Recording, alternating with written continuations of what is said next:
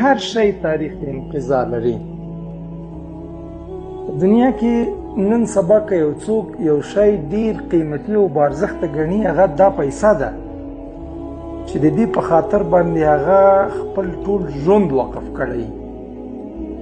خو همدا پیسه هم تاریخ د انقضا لري. په دې دنیا کې هر څه ایکسپایر ډیټ لري، هر څه د تیریدو وخت لري.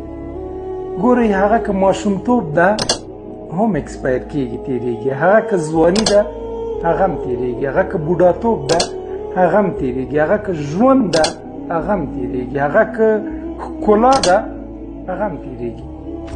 دا دنیا ټول ایکسپایر ډیټ لري، د تیریدو وخت لري، انقضا لري، تاریخ د انقضا لري. یوازینی شی چې د انسان سره پاتې کیږي هغه د انسان اعمال دي.